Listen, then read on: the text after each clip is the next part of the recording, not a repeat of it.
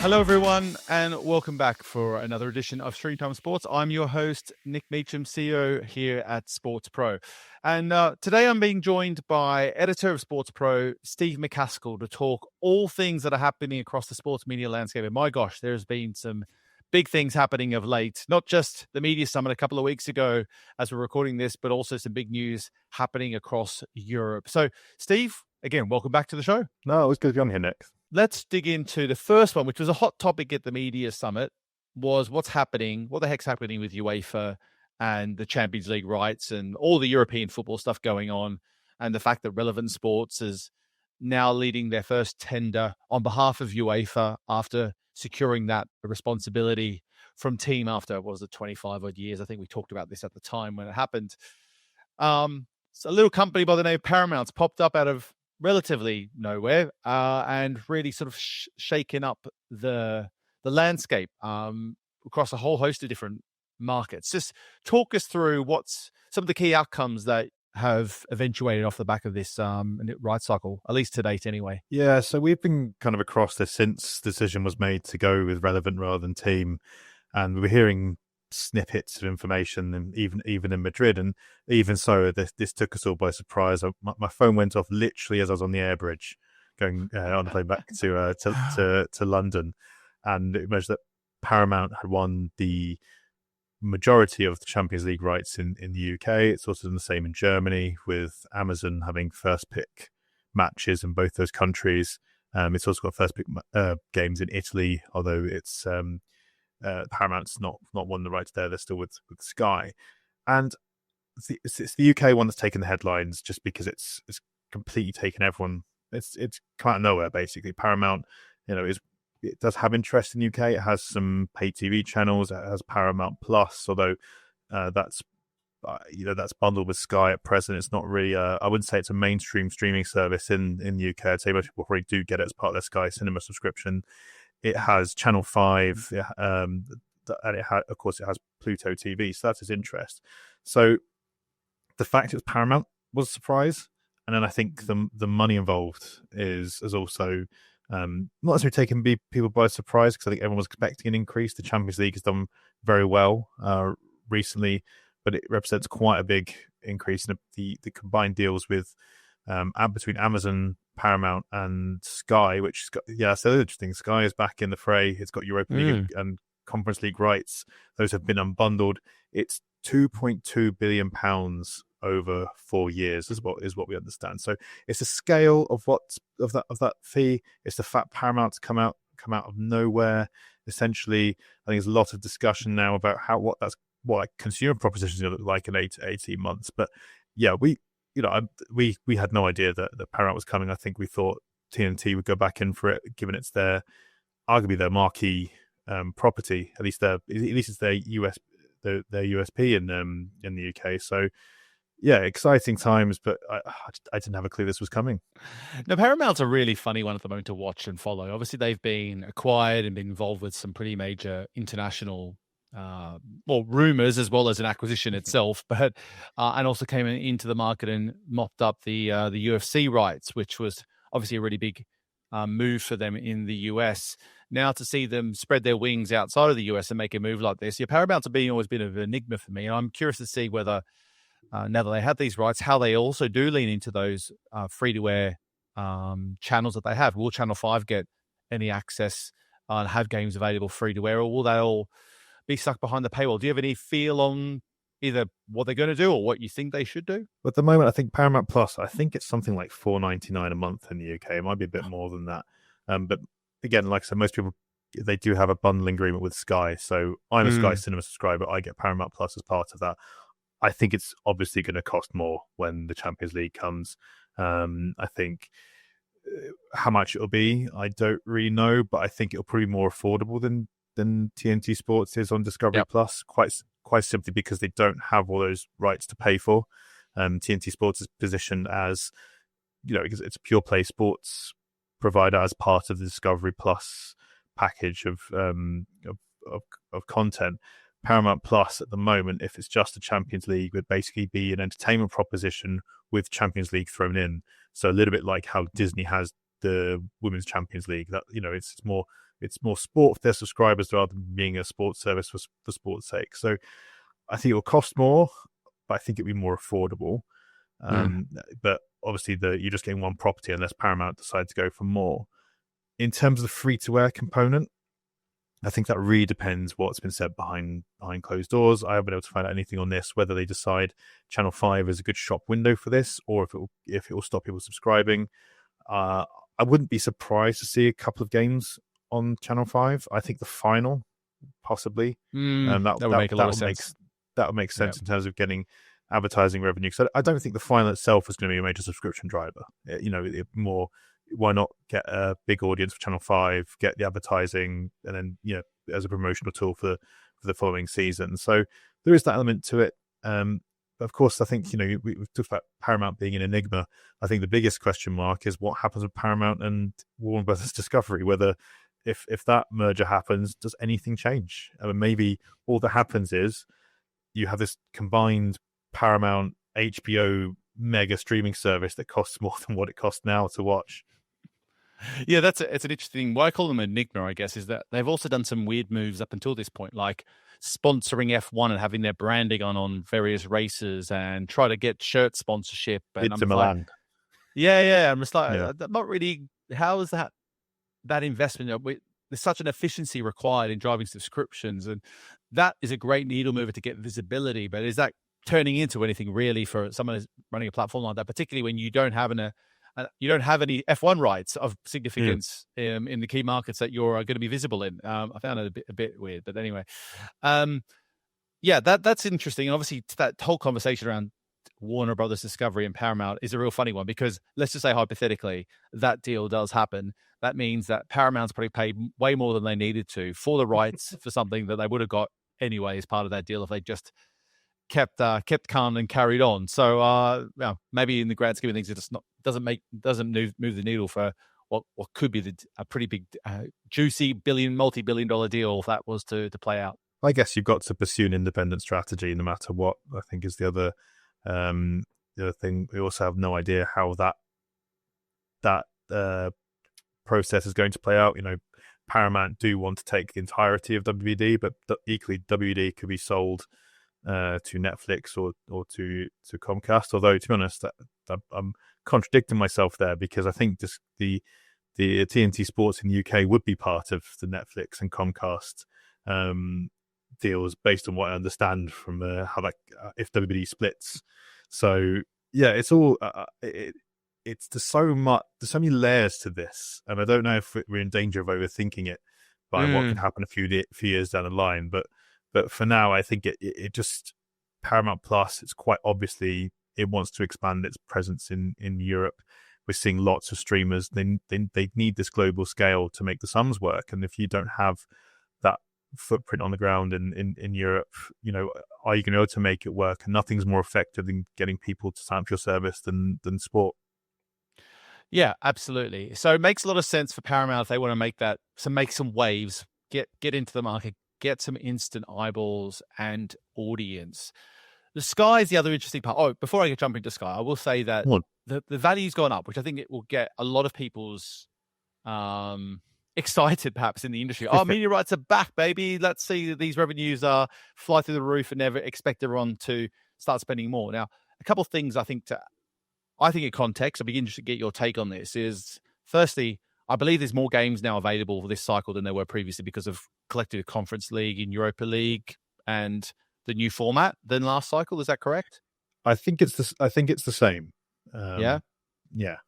Okay. Damn it. That's one theory already busted. So if the value of that has gone up the way it has, is it as simple as just Paramount has really overspent to make sure they secured those rights, or do we really think that other players at like Amazon have put more money on the table, given, let's be honest, the flattening of the rest of the market, particularly across football? Why is there been such a bump otherwise? I'm going to give you a bit of credit for your first argument, even though there's no more games. I think this current cycle has proved the benefits of increasing that volume and increasing. Thanks for giving me credit, Steve, but that's a good point. I mean, your point's better than my point. Mine's just, there's more games, therefore you're going to pay more. But yours is actually, they've proven themselves, which I think is probably a good shout. if it makes you feel any better, I was trying to do the sums and I couldn't work out where all the games are coming from, and I realised that the deal includes qualifiers, so that was what I Okay. was doing. Yeah, but I think the changes to the format have been a huge success. You're seeing there's more regular games, so instead of there being 6 game weeks, there are now 8. So that's basically live football every other week for from between the start of the season and Christmas. It's a lot more regular. You're also seeing more matches between the bigger teams. So yes, you can argue that there might not be as much jeopardy, but it's almost like test matches in rugby. I feel like it's they're not life or death, but they are competitive. People do like to see it. You saw last night as we're recording this, Arsenal playing Bayern Munich. Not much was on the line for either, apart from laying down a marker, I suppose. So I think people are more interested in it. I think people at Amazon getting involved, certainly in Germany, Italy, and the UK, has elevated the prestige of the competition, which I think was playing a little bit before in the UK. Don't know what I can't speak to the rest of Europe. So I think that is one factor. It's become a bit more prestigious. It's almost become Super League light, and I think that has resonated with broadcasters. And then you look at the other games with the conference and the Europa League, that's also increased in inventory. Inventory is hugely important now. Before we'll talk about Sky in a second, but I certainly think that's been a factor there. So I think it's a combination of obviously Paramount's bid quite a lot for this. We don't have that specific breakdown. So you've got that competitive pressure, but then you've also got just, I guess, an increase in perceived value of these rights. And if you're saying, your media rights are back, baby, I think this could be a zero-sum game in some markets in terms of maybe prioritizing Champions League over domestic league rights is a potential knock-on effect. Something we'll talk about something else as well later. But just as I'm not saying this is exact cause, but Canal Plus in France, as that's retained the Champions League rights in France, but there's obviously other reasons why it's not gone with Ligue 1, but it could be a factor. Like maybe we have Champions League where the best French players are playing. We've got leading clubs. So yeah, I think the Champions League is probably the biggest growth property on this side of the Atlantic, and I think it's just reflected in these sums. Yeah, I think that's a really good point. From what I've been hearing around the traps, there is a lot of frustration and concern about how much of UEFA is basically eating the pie of the big European leagues because of this expanded approach with more games happening that are appealing to the local audiences. Is the amount of money that broadcasters have to spend in most cases is budgeted and finite, so that money is just being shifted from one place to another rather than definitively expanding the total pot that all clubs get. Time will tell, but it feels definitely like that's a viable outcome or an impact of what's been going on. Let's talk about Sky. Sky has come back into the fore with European football. They lost those last cycle, or the cycle before, I think, if I remember correctly. 2015 was the last time they had Champions League, so that's the last time they do UEFA games. A long time. They come back in, and now they've got a huge amount of games. I mean, they've got there's 1,500 live football matches they now have available through their channels through the course of a season, which is just an extraordinary amount. Basically, games, live matches every single day of the year. So if you love football, it's definitely the place to be. They've obviously doubled down on the value of football that it has to their platform. In fact, neglected a lot of others, I think, along the way in many instances as a result of that commitment to football. Did it surprise that they came back in for this, or do you think it gives them that solid market share and stranglehold of, if you're a football fan in the UK, you have to be a subscriber to Sky. There's no questions asked. Yeah, I was surprised they came back to it, but it makes a bit of sense the more I think about it now. The reason Sky went for the Champions League, I think it was back in 2003, was because they did have the UEFA Cup before that, but they saw that wasn't really shifting the needle, and that's why they went for the Champions League. They went all in. Of course, they've decided somewhere along the way that it's not worth spending that money on the Champions League because it's probably not going to add many more subscriptions versus what they've got with the Premier League. So that's their strategy there. But what the acquiring the Conference League and the Europa League does, it gives, again, it's more about inventory. They can flood Sky Sports Plus with with live games. It probably, again, we haven't seen the breakdown, so I'll be waiting on that. I'll be trying to find this out myself, but it probably wasn't. It's not obviously not going to be as high to get the Europa League as much as it would do the Champions League. So it's probably lower cost to that. There's also the fact that the Premier League, you have an increasing number of competitive teams in the Premier League, and only 4 are guaranteed. You might get 1 or 2 others, as in this season, can get in there through other means, such as England's coefficient and Spurs winning the Europa League. So there's going to be some big teams dropping down into the Europa League. So that increases the value again. That increases the value to Sky. And then, I think being able to say we've got football every day of the week, that's going to be a great marketing hook, isn't it? And makes me wonder, what else they might do. I think it's probably just about done now in terms of what they might want to add. I do wonder if they might go for UEFA qualifiers just to fill that out. And so even when it's, I know they have League One and League Two during international breaks, but they can, and WSL, but maybe they include in that. So it comes into that. They've clearly prioritized football. They've prioritized some other sports that have audiences to bring subscribers. So golf, Formula One, tennis is especially popular with female viewers, for example. So, but football's number one. This is more football content. It probably wasn't as much as they would have. Well, definitely wasn't as much. Probably wasn't that much in the grand scheme of things to get it on the platform. And it means they're not missing out midweek anymore. So looking further afield across Europe, some interesting just developments in certain markets. A couple of the major ones here. Spain looks business as usual. I believe Telefónica's held on to those rights. You've got Italy, business as usual. Sky, the majority of stuff, and then Prime keep their Wednesday first pick. France, as you said, Canal Plus, hold on there. UK we've covered, and then Germany is an interesting one. I think that's let's talk a little bit about that one. Obviously, there's been quite a bit of shuffling and then some change there with our RTL, who's been the long-standing holder of the Europa League and the Conference League.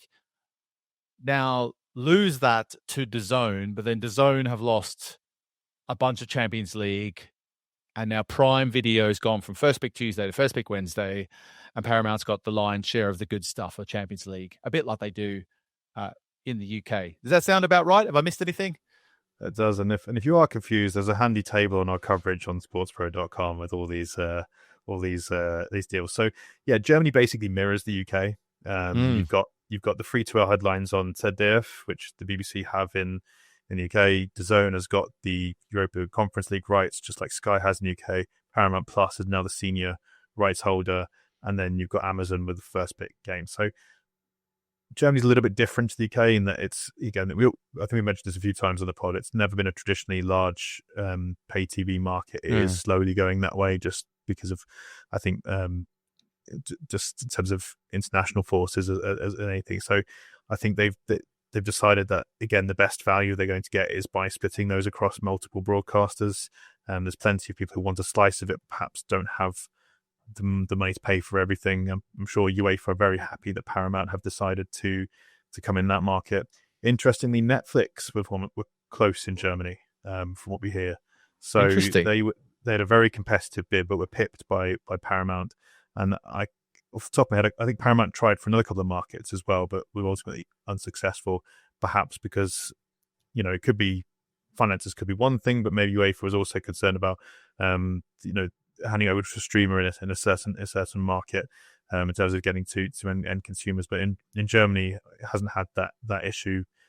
Partly, I think, because DAZN has been so successful, or rather in terms of normalizing streaming and having that route to market.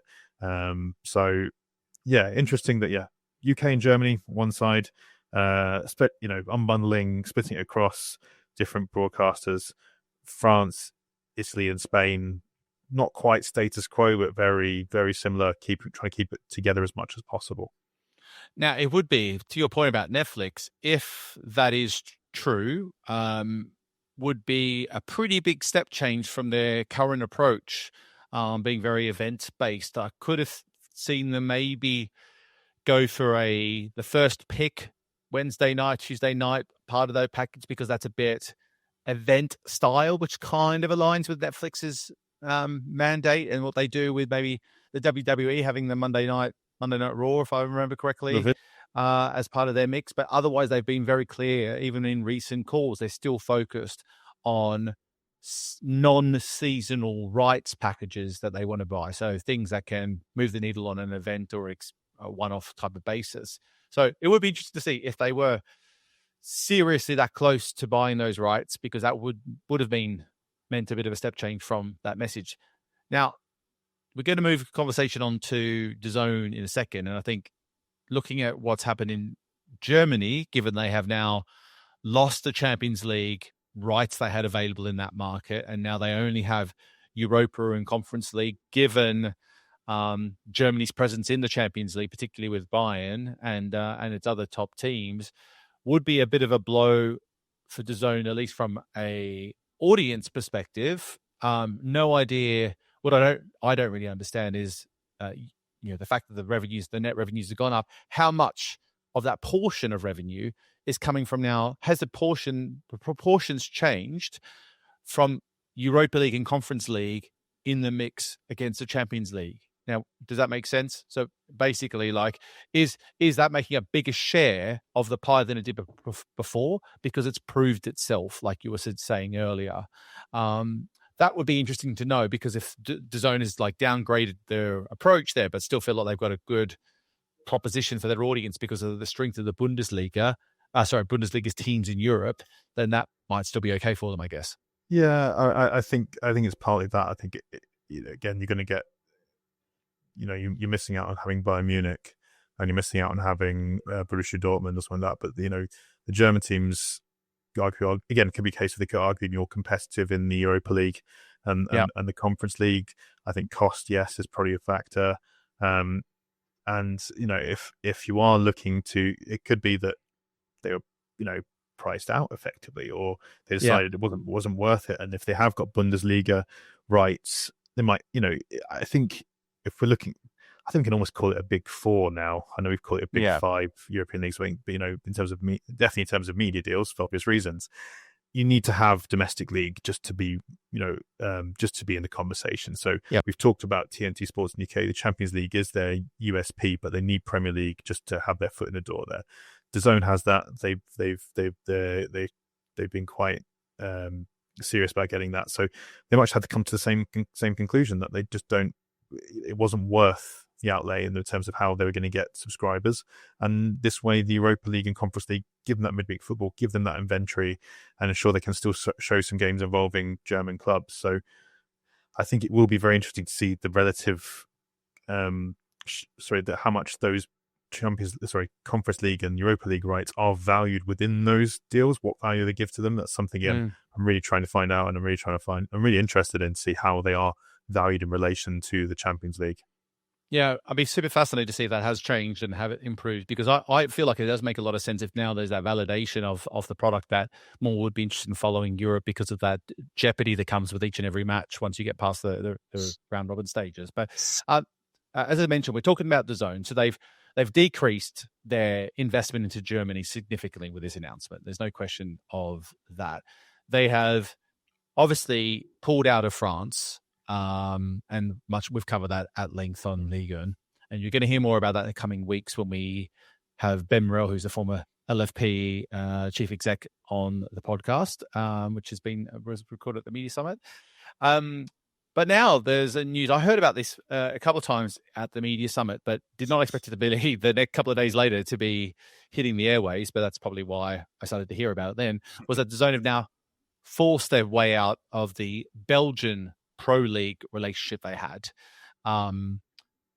Huge news, because all of a sudden it goes from the outlier that was the French situation to now Belgium, now Germany's reduction on the European side.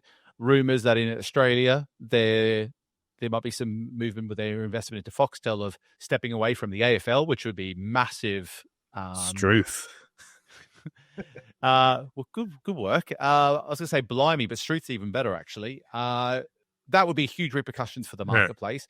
And I looked online a little bit about that stuff in Australia, I should say, and there is a lot of negative sentiment around DAZN coming into that market and just what Foxtel are doing in that market. So more than I expected. I kind of thought that Foxtel's position was going to be a lot more positive energy, and I want to come back to the brand stuff in a second.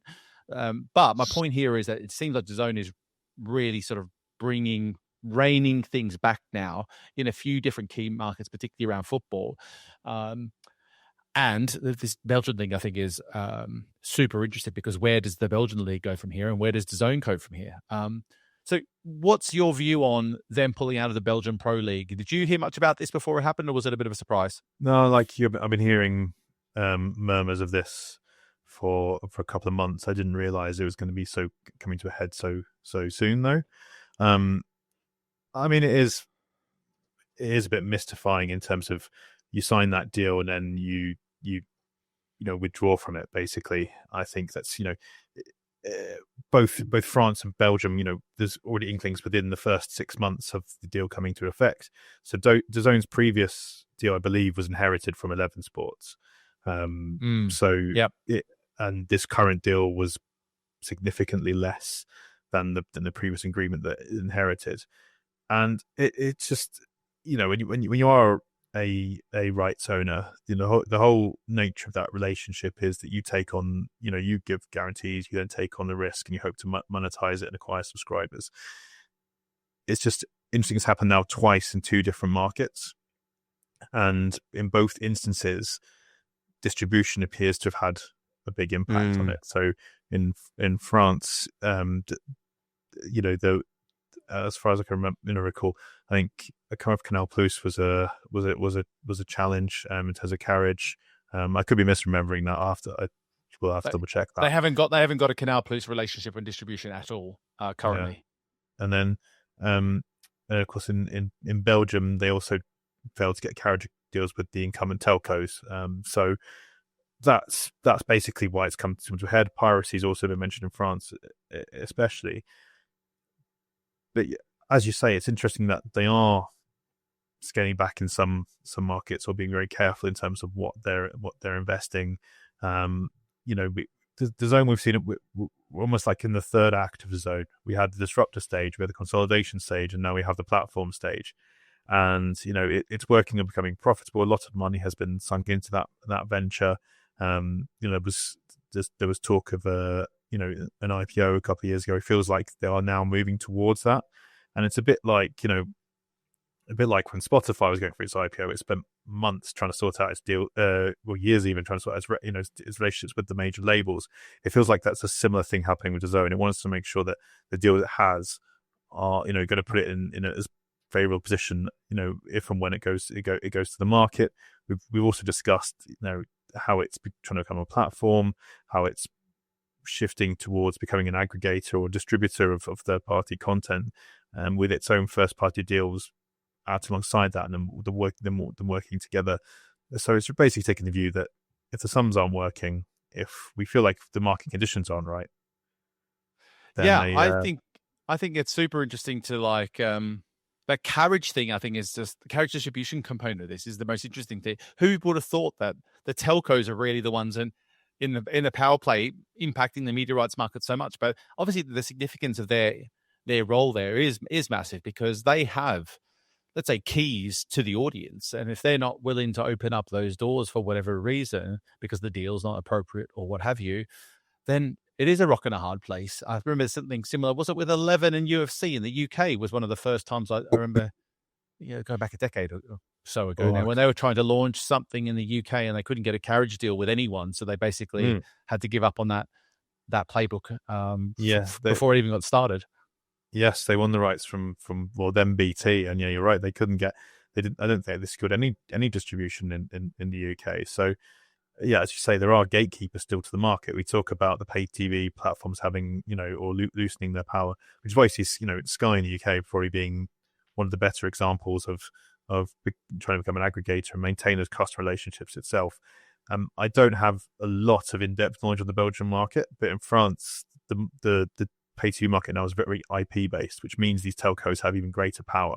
It could be similar in Belgium. One of the big telcos there is Orange. So that requires some of the more specialist knowledge than me. But again, if it is the case, if it is IPTV, it's just as crucial factor as it is in France, then they're going to have a lot of power. I mean, the challenge I think for Belgium, who knows where they go from here? Can someone come in and fill the void? Will they have to do a Ligue 1? Because that would just put the whole league back again. You'd see it'd be deja vu all over again in that instance if that was the case. Do you think there's anyone viable to step in and actually take on that responsibility and maybe put the money on the table for that relationship? I mean, short of going back to the previous incumbents, I'm not sure what their options are. We talked about the Champions League taking money away from domestic league.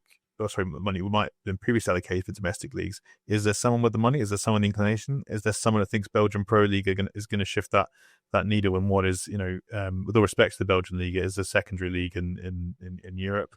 Is that going to push the needle in the same way? And if the telcos are deciding that they don't need those rights to shift their wares anymore, 15 years ago, the telcos were all buying rights because they saw it as a way to sell communication services. We've moved away from that. The market is now, it's not a case of, you don't have telcos buying rights at a loss to subsidize the rest of their business because they don't need to do it anymore. It's now shifted towards the streamers. So I don't really know.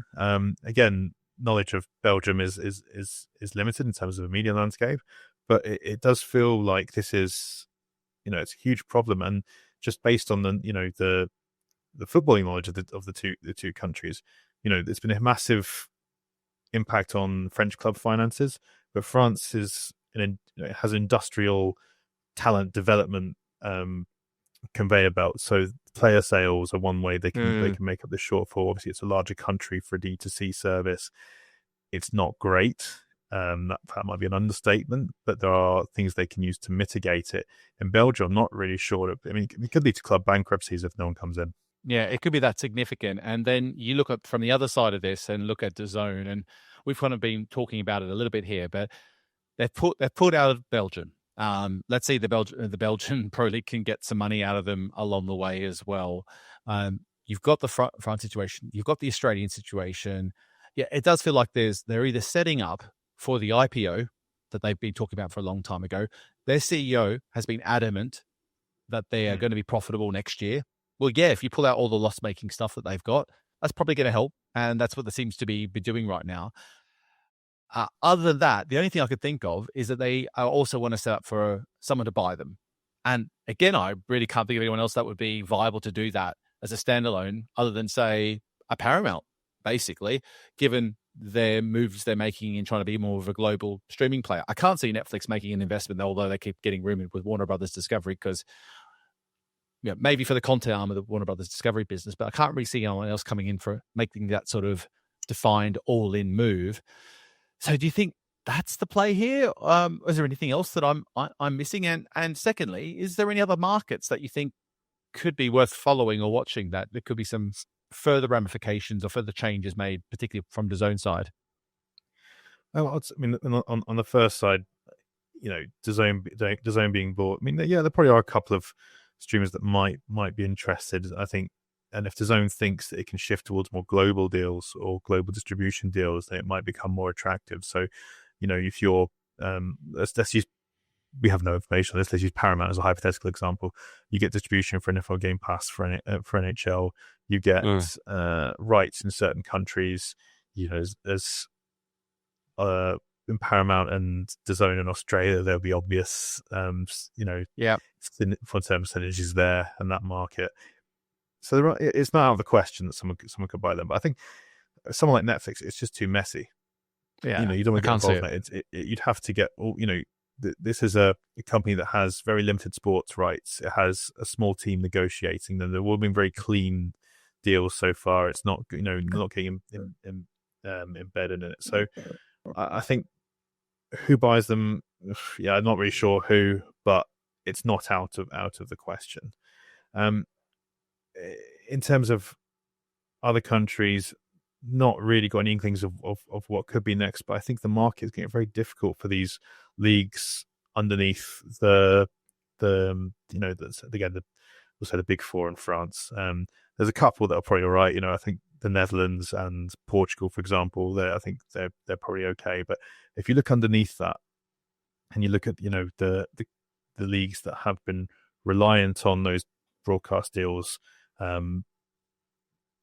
are going to have a period of adjustment if that demand suddenly dissipates. I mean, I could speak about Switzerland. Switzerland, I think, has never really had that, so it's probably all right. There's always been pay TV elements, but Switzerland hasn't. It's never had ambitions to be bigger than what it is. I say, and there's lots of competition from the major leagues. So I think leagues like that might be all right. But yeah, I'm looking at the middle. I think is probably the one that I'd be more concerned about. Seems to be a lot of change expected there. And for DAZN as a business, whatever they're doing now, if it's just getting themselves into profitability, they also need to find some other additional revenue streams, because taking a standalone subscription approach clearly in this day and age is not working. They have added some advertising layers to it, but I can't see that as a needle mover enough for them to really get the returns that others are really leaning into through advertising as an alternative supplement to the subscription business. So I have no idea where what the future holds for someone like a DAZN. I mean, you spoke to their CTO at the Media Summit. Obviously, the Club World Cup was a big thing, a big project, Right. A big expense, a big investment in different ways, shapes, and forms. What did you get any sense from that conversation as to how impactful, positively or negatively, the Club World Cup was? I'm sure it was all positive and all rainbows. I mean, I think the Club World Cup was an effective proof of concept for DAZN rather than how do I put this? They are happy with how they say they're happy with how it performed in terms of viewership and in terms of subscription, or at least not even subscription drivers, but in terms of getting people signed up from registrations. I think what they would be happy is that they claim they can now support 300 million users around the world concurrently. So if you are a global property, you're probably never going to get close to that. 300 million in concurrence. That's what they said. Been testing with the various cloud providers, which again in Madrid they did provide a technical overview of how they achieved that in testing. But for reference, I mean that's a Super Bowl. So you in practice you're probably not going to get anywhere near that. So I think the fact they'd be able to at least show these stress tests means that if you are a property with that wants to reach every country in the world, they now say they can do this for you, which I think is probably more of a distribution play than a rights play. I don't think anyone is to be too bothered about that. So, and we also spoke about we're talking about diversifying those revenue streams, moving away from subscriptions into other areas. This platform has got to support ticketing, it's got to support betting, it's got to support e-commerce. I think that's what they're trying to do at the foundation for. They're trying to what we discussed was basically them putting into practice what they've been saying for a few years now, becoming this platform for sport, becoming more than just a pure play subscription provider, which that's the technological element. We've touched upon perhaps the business side of things in terms of where they think they're going on that and how they are restructuring their business to adjust to that future. So it's explained, it was quite technical, which I think was given the room that we have in Madrid, was absolutely fine, and it was very insightful in terms of, I think it was interesting to see how you used to organize yourself in terms of how you manage all those different feeds in different languages, which again is another thing. I think it's hundreds of feeds for each game in the Club World Cup, which it shouldn't be sniffed at. That is it. I know we've been a bit sniffy about Club World Cup in terms of sporting perspective and also how it came to be. I haven't been, Steve. I haven't been. I mean, I watched 10 minutes of it, and ironically, I watched it on DAZN in Belgium. There you go. Yeah. So I think I watched Flamengo. I think it was. Well, Flamengo, I can't remember anymore. But I wanted to see how it was playing out, but couldn't get English commentary. It's hundreds of feeds. You got to power all these different immersive experiences, which are also going to take bandwidth and production capabilities. And there probably isn't anything more, I guess, high profile to do that than a major international competition. And even though I'm scoffing at it, maybe not you, Nick, it still had quite, it was still widely watched around the world. It obviously is not close to an actual international team World Cup, but it's not insignificant. So I think that's probably what DAZN see it as. They see it as a proof of concept. They see it as a relationship builder. And yeah, Sonny Tiga was just able to share some technical insight, which again, based on I saw him having conversations outside the room. I was trying to get him to do an interview for us on SportsPro. So it was clearly resonated with the audience, and lots of people very interested to hear about it. I mean, I think that their technical side is probably just as interesting as anything else, because the scale of what they're trying to do, the fact that they've integrated these direct-to-consumer platforms like the NFL Game Pass into the platform has been a super interesting journey. Added betting, etc., to the platform. No idea if that's performed, but just taking all these little, keep adding more things to the mix. It must have been a CTO job would be a heck of a job in a business like that. I mean, one of the most interesting things about DAZN is that they're creating this service layer for these third parties. DAZN say it's plug and play, so you can put it. If you're the NFL, you're the NHL, you put your content on there. It can be overlaid onto this, and you benefit from that technological. I guess the development capabilities they have there. So that is very impressive. I mean, the DAZN is very impressive from a technical standpoint. There's no and I think that's why it resonated with so many people. We could talk about the business for days, it seems, but it is the one company out there really trying to become that global streamer for sports. Yeah, I'll wrap on this point. Is that what I've heard from a couple of people is, I mean, DAZN's still the case that we're all following, particularly in sports media, to see if this journey's been worth the effort, the time, the money, etc., that's been put into it. Their platform has been a bit of a Frankenstein of building from the origin days out of a perform business, and they keep adding layer and layer upon layer and adding all these new features to it. And it's been impressive that they've been able to do what they want to do. I feel like the Game Pass experience I've had is good, but there's a few little things there that are make it a bit rough around the edges. For example, whenever I'm watching their content on my phone, if the screen goes blank, it goes back to the start of every video every time. There's little types of things like that are just nuanced. They're minor, but you don't see that from some of the real bigger players. The general access to what features you have, it's there, but it feels like the refinement needs a little bit more polish. But when you're moving at 1 million miles an hour like they have, 95% versus 100% in terms of standards probably sufficient, which they may or may not like me saying.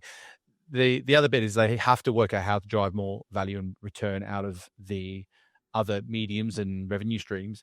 And I have heard and speculated that this whole free-to-air model where they did with the Club World Cup is how difficult has it been to shift people from a free user to a paid one. And speculation I've heard is that it's been harder than they expected to do so, which I think it's always harder than anyone ever expects to turn a free user into a paid one.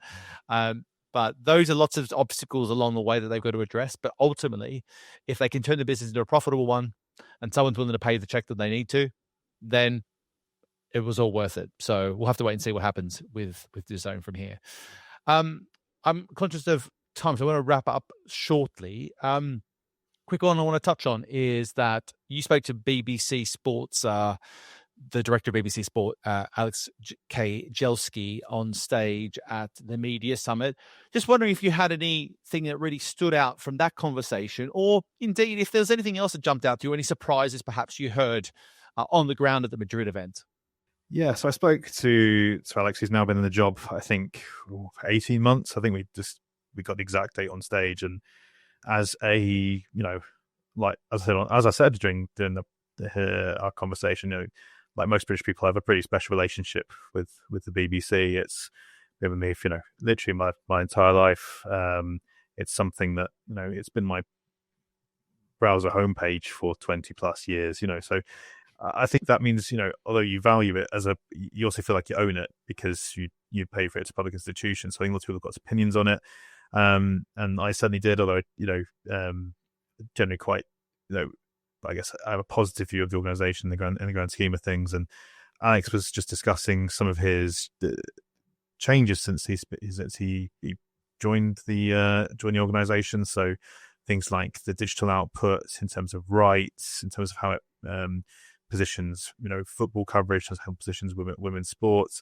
So it's a combination, I guess, of practical or strategic changes made with more philosophical ones. which is, there's nothing else like the BBC in the world. There are similar public service organisations. So it really doesn't feel like there's anything that carries that national significance, even international significance, in terms of, you look at the levels of trust that people have in the BBC, even outside the UK, it's extremely high. And of course, it's battling with changing, the changing media world. It's got I don't mind saying, and if BBC want to do this, they can do it fun. I pay double the license fee for what they give me. I think it's a really great offer in terms of what they do, but it is quite an archaic mechanism of collecting that fee, and I don't, and it is meant to be free of political input, and it is. But in terms of how it's funded, is never becomes a political discussion, and what it means is now it's having to contend with either static or less funding in real terms. And so there's always the point I'm trying to make is it's always going to have to make these decisions, these trade-offs in terms of what it does and who it serves, because it's got to serve multiple audiences. It's got to bring big events to large audiences, and it's got to serve small events to relatively underserved audiences. It's also got editorial decisions to make. I don't know, when what's happening in the UK now in terms of the BBC, has been front page news.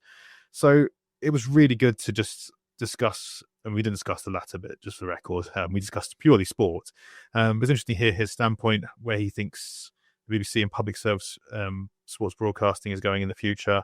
And just, I guess the other final thing I'd say is he's a relative outside the organisation. He's gone from print with the Times and the Mail.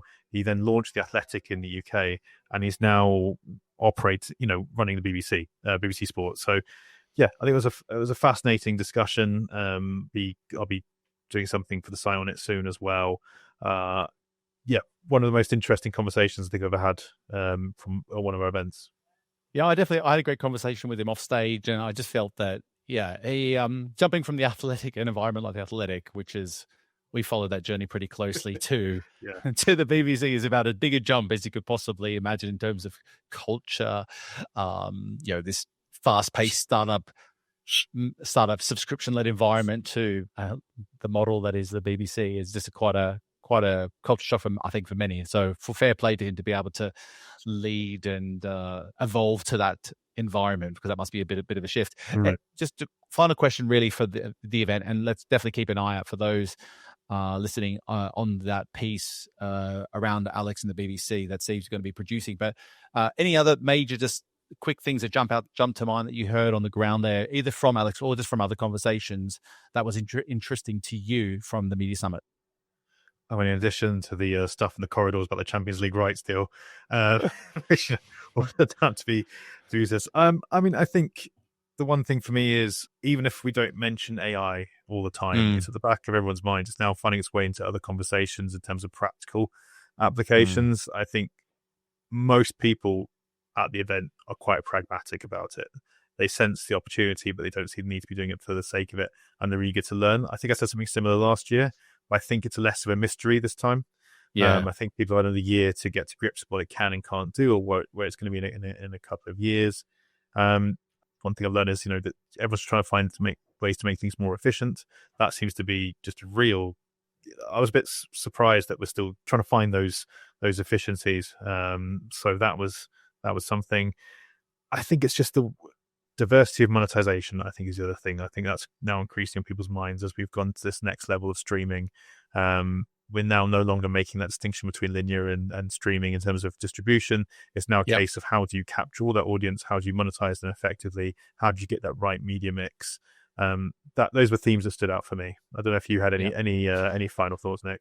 I actually posted something online with 13 things I picked up across the event, and I missed loads of content. So I'm actually really aware that I didn't get close to all the action because I was bouncing around all over the place doing content and backstage stuff. But so have a look at that for those that are listening in if you want to get a bit of an insight. On the AI point, I think is a great one. I think the dynamic, the mindset, the culture, the progression around AI is incredible in 12 months. It is absolutely focused on efficiencies, not revenue generation really. It's about how to make your organizations more effective. Doubling your amount of content was the message coming out of like TikTok and Two Circles and others on the ground. But it's using the technology to make that happen, not saying you have to throw loads more people into that to bring it to life. And AI is rampant across every aspect of the sports media ecosystem.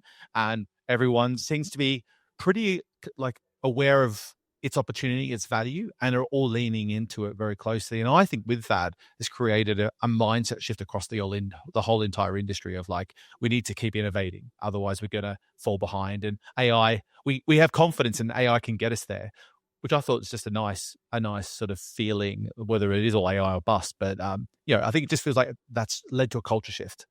Just one final thought on that. Again, I think people are much more comfortable talking about it. So if you're looking at AI generated content, lots of people are willing to say, we know it's not as good as in some instances as human created content. At least in some instances, but it's better than nothing. So things like real time translation.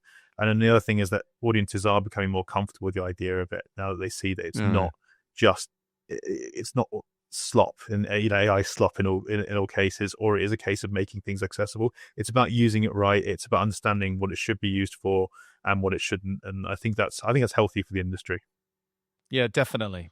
Look, that puts us up well for the second part of this episode, which is an interview I did on the ground with the team and the VP of product strategy at Dolby, Paul Boustead, who gave a bit of an insight into what Dolby's seeing and doing around the sports media space to both help on the strategic, the monetization, and indeed the technological side, which I found really interesting.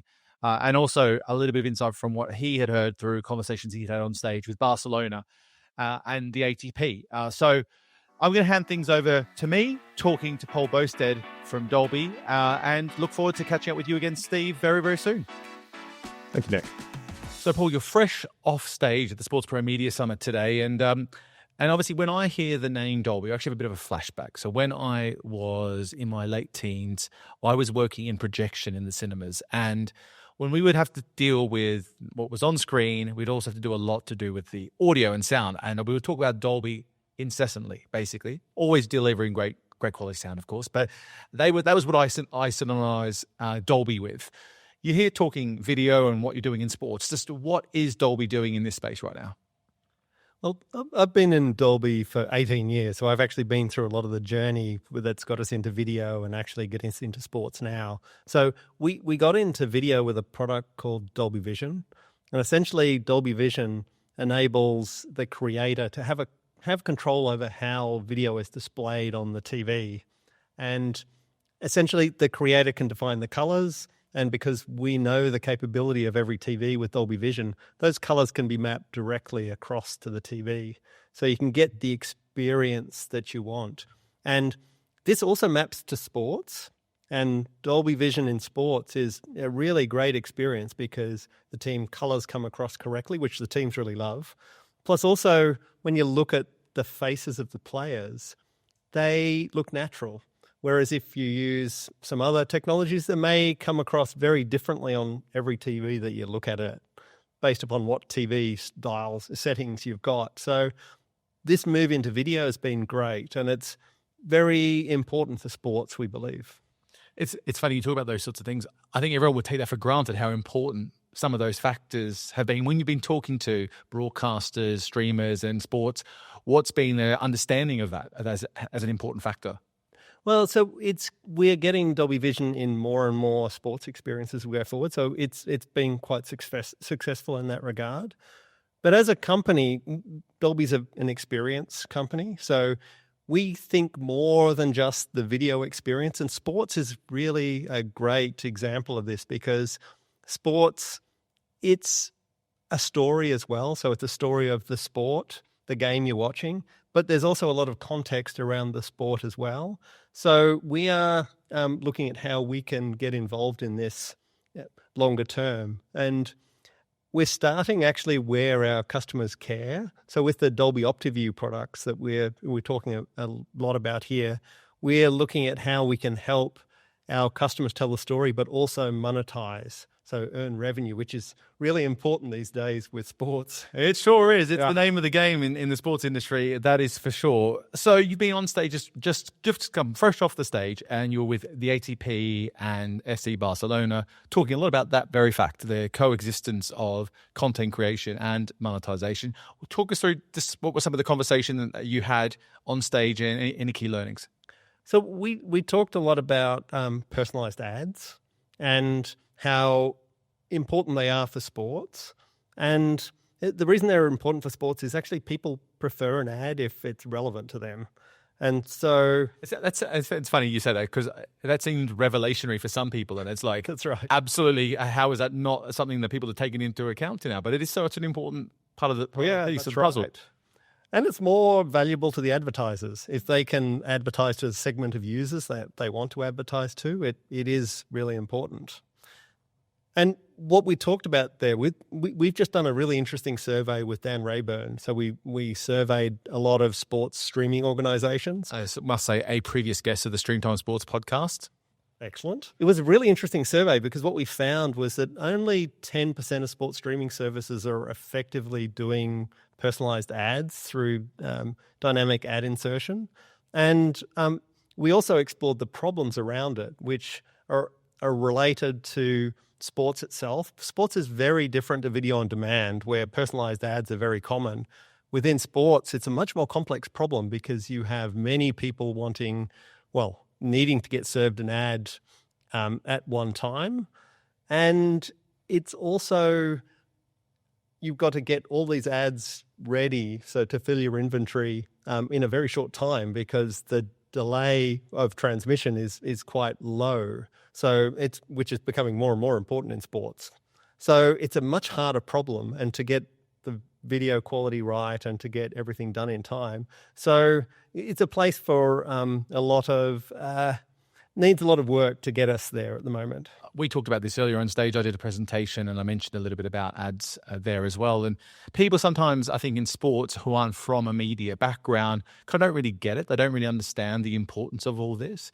But obviously, if you get it right with relevancy and you get it right with delivering those ads to people that are much better experience than the randomness that might come from the internet if you go searching online today, the value of those ads goes up so much so that there's a viability that the role of advertising can be such a viable part of monetization, or that monetization mix. What did you hear from some of your panelists as well, from whether it be from ATP or FC Barcelona around that? Yeah, so we talked a lot about the different ad experiences in the panel. And the nice thing is, because we're doing over the top is becoming very common in sports, you can do different ad experiences. And because we're personalizing ads as well, you can personalize the delivery of the ad. So within the Dolby OptiView product, we're looking at a lot with double box ads, L-bar ads, and also overlay ads.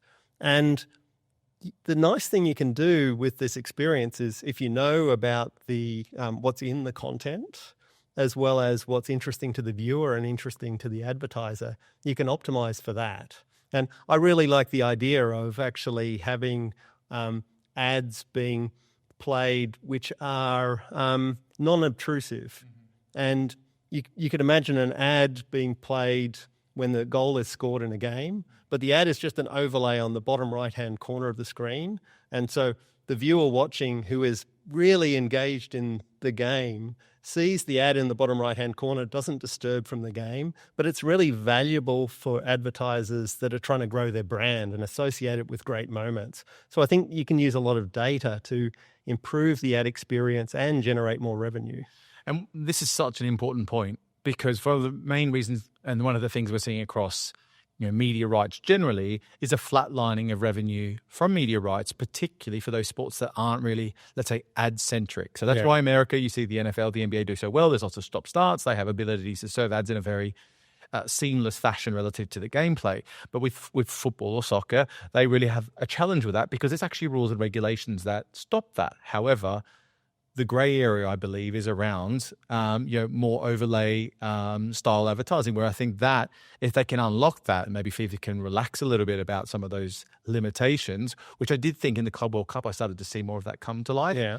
That could be a nice little boost for media rights revenues that have really struggled to keep momentum over the last few years. Would you agree with that sort of sentiment? Yeah, that makes sense. It's I think there's a lot of space for innovation in how ads can be portrayed, and I think there's got to be work on the content licenses agreeing with those types of ads, plus also the ad industry being able to sell new types of ads. But when they get more and more personalized based upon what's in the content, what the viewer's interested in, and what the advertiser's interested in, I think it's going to happen. So anything else you took from the panel, especially maybe from ATP's side, that you thought was relevant and worth sharing? I really like one of the comments from the ATP team. They're not very advertising-centric. No. They're trying to create experiences that engage their viewers. And one of the experiences that Andrew talked about that he really likes is absolutely no commentary, just what the audio you get in the stadium streamed with the video. And that's an engaging experience to some people. But it really brings up the point that different people like to enjoy sports in different ways. And I thought that's really interesting. Yeah, definitely. In terms of, was there anything that you disagreed on? Or was it all harmonious in that basically advertising needs to be better integrated to the experience? I don't think there was any disagreement. It was a really engaging conversation. So talk to me, sports is on this journey around advertising integration into sports streaming. Where do you see it being now versus, where it should be? How far does it have to go? So I think in terms of new sports experiences, I think advertising is part of it, but monetizing experience through subscriptions is also very key. It's really important to Andrew from the ATP. And I think there's a lot of interesting work that can get done there.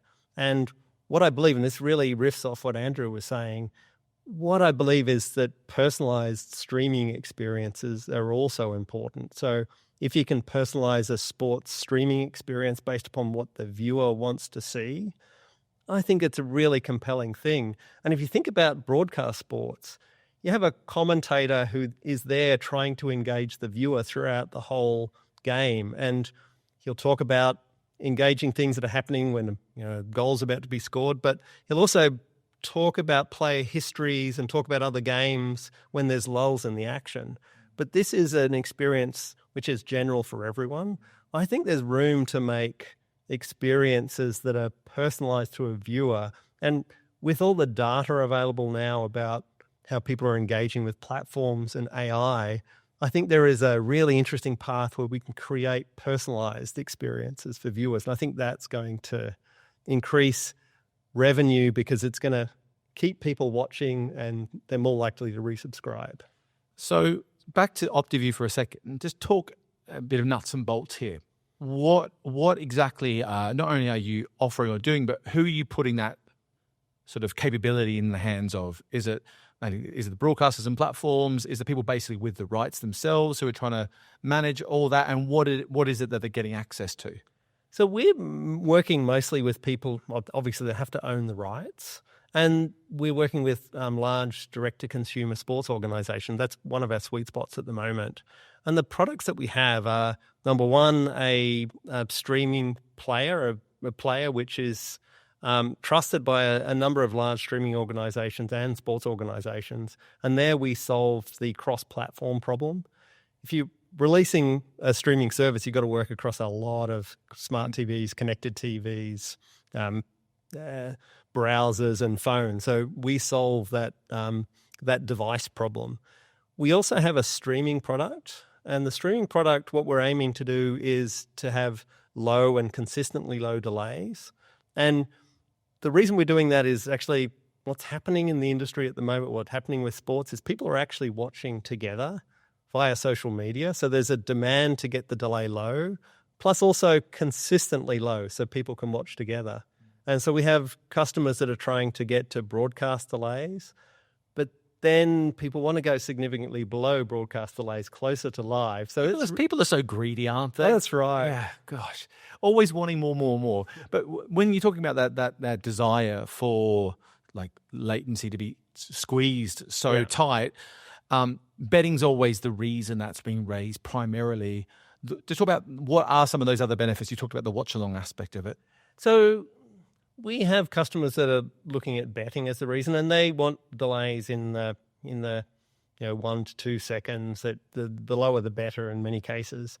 For sports streaming experiences, generally our customers are wanting below 5 seconds. That's from production to viewing. Obviously, there is additional delay in the production process in many cases, and the main goal there is to keep the delay low enough so that people aren't that the experience isn't spoiled by social media.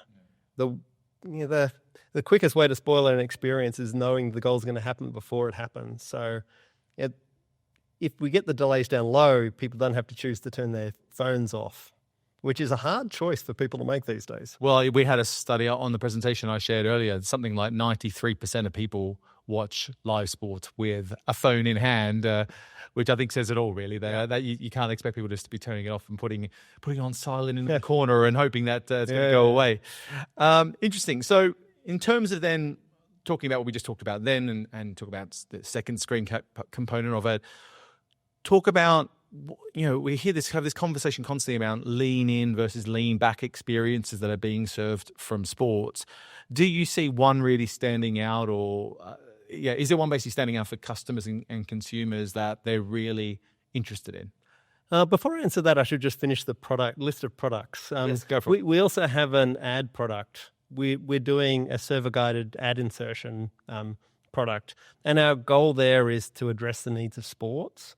And it's actually quite complex to get dynamic ad insertion, personalized ads going effectively in sports because of the delay involved. We're working on an ad insertion product specifically for sports. Interesting. Okay, and that's to address that problem with the challenge of the DAI. Yeah, that's right. Because I have heard that constantly. People talking about they say you just can't do it. But you guys are going to solve that problem. That's right. So we're kind of trying to increase that number from 10% of sports streamers using it. It's really the big guys that are doing it. We're trying to enable others to do it, like the direct-to-consumer sports organizations. So let's talk then about the lean in versus lean back. Where do you see how do fans want to consume? Is it more one way or the other, or is it a bit of a mix? I think people want a mix. If you look at experiences out there now, like watching NFL on Twitch versus Prime, there's lean in and lean out experiences there. I think the key here is to provide experiences that are personalized to the viewer and not expect them to lean in, provide them with basic knowledge of what they're interested in, actually feed them things, but enable them to lean in if they want to. So I think the key is personalization. So from here, Dolby's making its moves into sports. You're innovating on the product side. What's your main goals in terms of within the sports space? Where do you kind of see where you want to get to? What we're really trying to do in sports is to enable our customers to create engaging, personalized sports experiences that they can monetize. So we're looking at what other products we can build to help them along that path. And with the journey that sports is going through with regards to leaning into advertising more closely, it's a pretty good time to be doing it. Yeah, it's a super interesting time. Look, that is all we've got time for, but a big thank you, Paul, for joining us today. Okay, thank you.